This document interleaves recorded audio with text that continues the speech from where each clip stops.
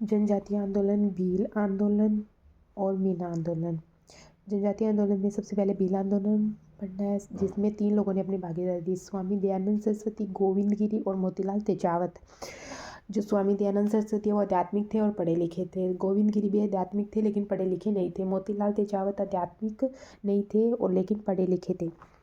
स्वामी दयानंद सरस्वती को भीलों में सर्वप्रथम जन जागृति का कार्य करने के लिए श्रेय दिया जाता है। स्वामी दयानंद सरस्वती मोरवी गांव है गुजरात में, वहाँ से थे और इन्होंने अपनी पुस्तक सत्यार्थ प्रकाश का प्रकाशन भी किया था लोगों में जन जागृति लाने के लिए। इनका जो पहला प्रकाशन है सत्यार्थ प्रकाश का वो 1874 में बनारस से हुआ और अंतिम प्रकाशन है वो 1882 उदयपुर में हुआ।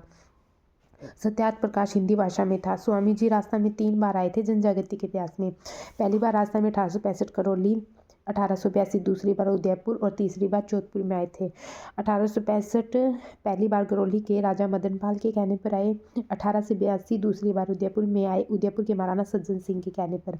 इन्होंने 1883 में इसी उदयपुर में रहकर परोपकारी सभा का गठन किया था, जिसका अध्यक्ष इन्होंने महाराणा सज्जन सिंह को बनाया था। फिर इन्होंने महाराणा सज्जन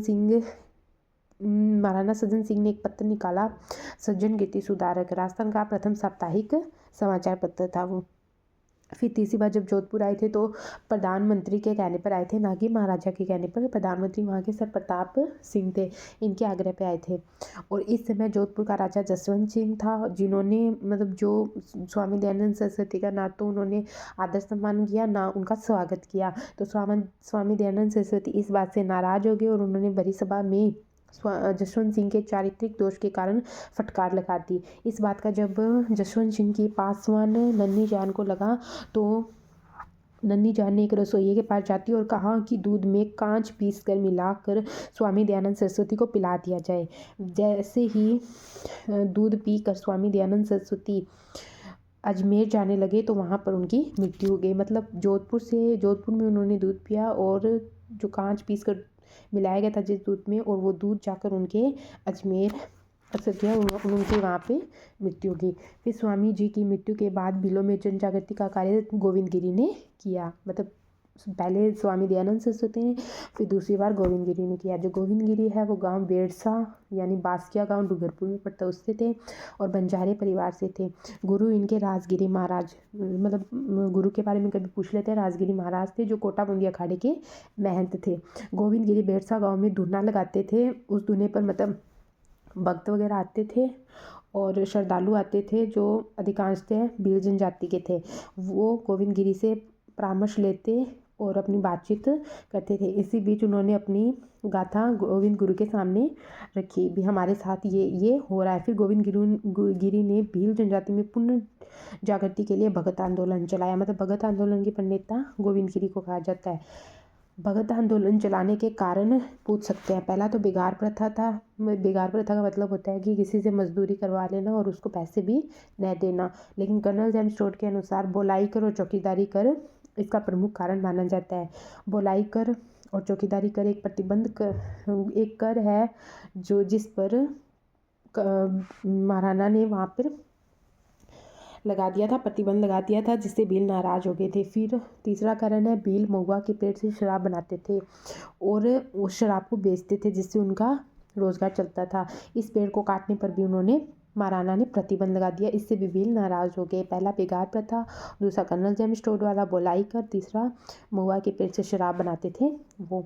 चौथा है प्रशासन के द्वारा भील सेना को भंग करके मेवाड़ भील कोर का गठन किया, जिससे लगभग भील बेरोजगार हो गए। और पांचवा कारण है भीलों को कुछ वन संपदा के अधिकार भी प्राप्त थे, जो अधिकार उनके समाप्त कर दिए गए। छठा कारण है भीलों द्वारा की जाने वाली जमीन कृषि पर भी रोक लगा दी गई। सातवां कारण है तंबाकू और अफीम है उस पर टैक्स बढ़ा दिए गए। और जो आठवां कारण है वो सामाजिक रीति रिवाज के साथ छेड़छाड़ की गई। और नौवां बारापाल की घटना हुई थी उदयपुर में।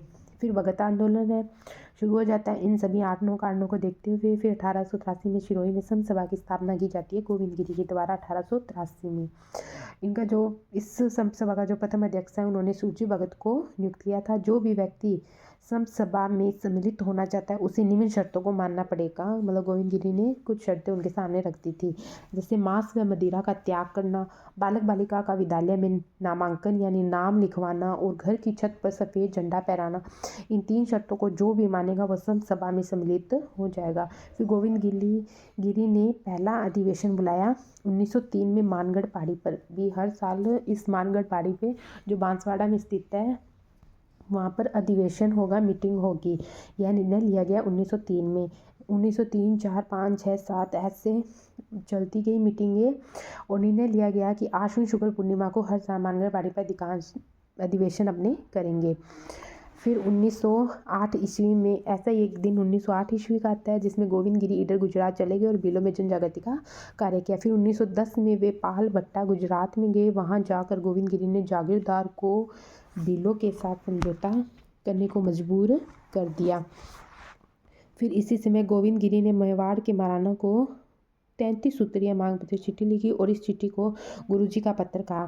फिर 1911 में इन्होंने भगत पंथ का पुनर्गठन किया। 1911 में गोविंद गिरी ने भगत पंथ का पुनर्गठन। हर साल की तरह ऐसा ही एक 17 नवंबर 1913 का दिन आया जब मानगढ़ की पहाड़ी पर मीटिंग चलनी थी और वो चल रही थी। वहाँ पर 1500 से 1700 बिल इकट्ठा हुए थे और एमबीसी के अधिकारियों को जब पता चला, या एमबीसी मतलब मेवाड़ बिल कोर के अधिकारियों को जब पता चला कि वहाँ पर बिलों के पुनर्जागरण के लिए मीटिंग चलाई जा रही है, तो उस समय एक अंग्रेज अधिकारी था एमबीसी का, मेजर बेली ने योजना बनाई कि अधिवेशन को बंद करने की। फिर योजना बनाने के बाद मेजर बेली के अंडर में एक सैनिक काम करता था, जेपी स्टोमले। अगर आपसे पूछे कि किसने योजना बनाई तो मेजर बेली ने, लेकिन ये पूछे कि जेपी स्टोकले कौन था तो वो इसका सैनिक था जिसने अधिवेशन बंद करने के लिए वहाँ पर गोलियाँ चलाती, जिससे 1500 बिल मारे गए। इसी बीच 2 पुलिस अधिकारी भी मारे गए, गुल मोहम्मद और यूसुफ खां। पहला गुल मोहम्मद, दूसरा यूसुफ खां। इस हत्याकांड को राजस्थान का जलियांवाला बाग हत्याकांड भी कहा जाता है। फिर मानगढ़ हत्याकांड के तुरंत बाद गोविंद गिरी को गिरफ्तार किया गया। इनका जो शिष्य था पुंजा धीर, उसको भी साथ में गिरफ्तार किया गया। फिर अहमदाबाद गुजरात जेल में बंद कर दिया। इनको 10 वर्ष की जेल काटने के बाद गोविंद गिरी को रिहा कर दिया। इन्होंने अपने जीवन का अंतिम समय कंबोई गुजरात में बिताया था। सन 2012-13 में मानगढ़ हत्याकांड के 100 वर्ष पूरे होने पर मानगढ़ में शताब्दी वर्ष मनाया। फिर गोविंद गुरु के संदर्भ में शिक्षा हेतु, मतलब गोविंद गुरु ने क्या क्या अपने जीवन काल में किया उसके लिए शिक्षा देने हेतु बांसवाड़ा में राजस्थान का पहला जनजातीय विश्वविद्यालय गोविंद गुरु जनजातीय विश्वविद्यालय स्थापित किया गया। इसी तरह स्वामी दयानंद सरस्वती और गोविंद गिरी का योगदान होता है। अब हम कल मोतीलाल तेजावत के बारे में पढ़ेंगे।